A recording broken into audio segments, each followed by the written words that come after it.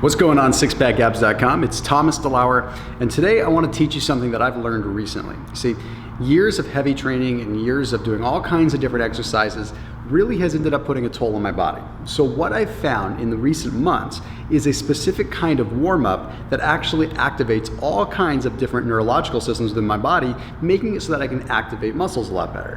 One of the things that I learned recently is that it's not so much about just brute force and injuring a muscle that way. Usually injuries occur simply because you're not activating the neurological system right. You're not getting the right train of thought that's actually activating a muscle along with your mind, that mind-muscle connection. We're also not sending the signals to the right part of the body. So for example, a lot of times someone will squat and they're not activating the right part of their squat. You know, a good example is when you're not using your glutes, you're relying on your quads. And although your quads seem like a strong muscle, they're nothing compared to the force of your glutes. And that's just one example, but if we talk about the upper body too, it's the same kind of thing with the shoulders. A lot of times we end up having this anterior tilt with our delts and with our chest. And what we want to be able to do is we want to be able to activate the entire muscle when we're activating our shoulders, or activate the entire chest when we're activating our chest. So not only do we end up preventing injury, but we end up making ourselves a lot stronger too. And I was finding that even at my age, which is still young but old enough to start having injuries, I was finding that if I started my workout without doing any kind of warm-up, I ended up just feeling stale. I ended up feeling like I wasn't able to get any kind of pump or any kind of muscle activation to make it feel like I got a workout. So what I've done is I've come up with this little simple routine. It takes like 5 minutes at the most. I'm not even gonna go through the entire thing. I'm just gonna show you the movements. So what we're gonna do, and this is something that when you walk into the gym, just go into a back corner of the gym where no one's gonna laugh at you, no one's gonna make fun of you. That's what I do. I walk and I go way into the back corner and I just do this for about 7 minutes. Okay, first thing that I'm gonna do is good old-fashioned bird dogs, but I do them a little bit different. So a bird dog is when you have, of course, kick one leg out and one arm forward, and it's the alternating. It's the opposite arm from the leg. So you know you're normally doing it like this. But what we really want to focus here is opening the thoracic region of the body.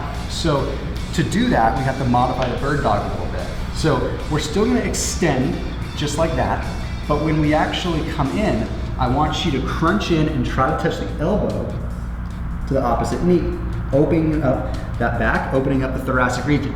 And then when you do your bird dog out this way, I want you to press your shoulder out like that. I don't want you to just swoop it up. I want you to actually come in and then press it out. So tuck, press it out. You're gonna do 5 each side.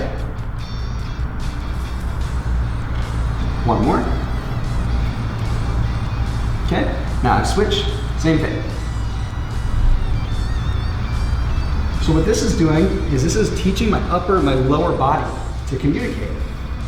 So if I was doing a squat, for instance, you may not realize it, but I'm engaging my upper body a lot too. So when I'm doing a squat, I'm having to flex, I'm having to tense up like that just to hold a bar. Well, if you don't have that connection between your upper and lower body, then that entire region of your torso that's actually supporting you and keeping you strong is not going to activate right. So that's exactly why I do this. Now, there's a second part to this. Once you've done a couple of rotations of 5 each side, then I want you to go and switch to 2 each side and have to get a little bit more coordination. So then it's touch, touch, back, touch, touch. You can see, once you get moving with it, it takes a little bit more coordination. You're gonna do these until you feel your glutes kick in. So you're gonna feel that engagement in the back of your legs.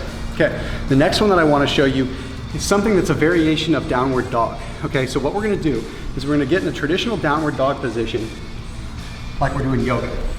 Okay, I want the heels to still be close to the ground.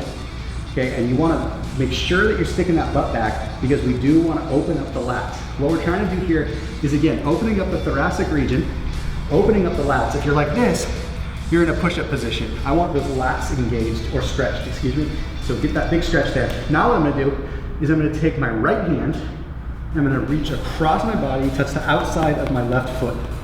And then I'm gonna come up and I'm gonna do the same press. So touch, press. And notice how I'm not coming forward. What you don't wanna do is this. We're not coming into a plank, okay? We wanna do this. This, and up. Stretch, and up. Stretch, and up. Stretch, up. Go ahead and switch sides. Stretch, and up. And I'm a lot tighter on this left side. So see, I'm even having trouble. It's like right here, get a lot of tension.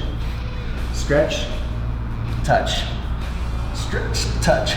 So the idea behind that, again, opening up the thoracic region, but we don't usually get that flexibility through the lats. Okay, if we open that up, it makes your lat pull downs different. It makes your squats different because you can actually open up. It makes your rows different because you're not having to twist like this. You're actually able to get that flexibility and get that arm back. I promise you, range of motion equals power, okay? And with power comes muscle growth, okay? And with muscle growth comes more protein synthesis, which means you can eat more calories. Okay, so this all comes into play. Range of motion is everything. Reduce the weight, range of motion, time under tension. Okay, this next one is all about neural connectivity. This one's called a dead bug. And until I learned this one, it was like my upper and lower bodies were two different people, controlled by two different parts of my brain or something. So what I want to do here is there's a couple different ways to do dead bugs. But in this case, I want to start with my legs up and my hands up my sides. And what I'm doing is as I extend my legs, I'm bringing my arms up over my head. And what I'm trying to do is make it so that my arms are extended above my head at the exact time that my legs extend. So what I don't want to have happen, it's easier to show you what I don't want you to do, is this. I don't want you to end up like this. Legs, that. Defeats the purpose of what we're doing. What we're doing here is, again, trying to get synergy between our upper and lower bodies. Trying to get synergy so our nervous system engages. So what I want is to move at the same rate. And this, believe it or not, it's a strong mental test. See, I'm off here. My legs just straightened out first before I got here. Try it again, nice and slow. That's better, that's what I want. I want to end up in the extended position at the exact same time. And then the same thing with coming back. Engaging the abs. This looks like a simple, kind of stupid exercise, but this thing will change how you work out. One more. Usually do about 20 of these, but you can do sets of 5. Okay, I messed up on that one. It actually takes some intense concentration to do it right. Now my abs are actually engaging. I'm starting to even shake. It doesn't take much at all. Okay, so there's one more that I like to have people do, and this is a little bit more for hip mobility. If you're doing an upper body day, you can probably skip this. This is definitely good for when you're doing legs. So one of the things that I think as really humans in general, what we've lost is the ability to have this kind of external rotation, or not external rotation, but this lateral movement to the hip. We have lost a lot of external and internal rotation too, because we're moving like this constantly, okay? Or we're sitting at our desks, or some of us are at stand-up desks, but we're still in this forward and backward plane, okay? We're not moving, you know, we've got the sagittal plane, we've got other planes, we're not moving in all the different planes of motion we can normally do. So I recommend a lot of people do exercises in the lateral movement, but one of the best things that you can do for your hips in general that'll change how you squat, change how you lunge, is warm up with a side lunge with a slight kick out to the side. So it doesn't need to be anything crazy. So you step out with your lunge, okay? Step into my lunge, and then when I come up, rather than coming up and just coming straight up, I wanna come up and have a little kick, okay? So it's like lunge, kick. Lunge, kick. It's not even a kick, it's more just an elevation.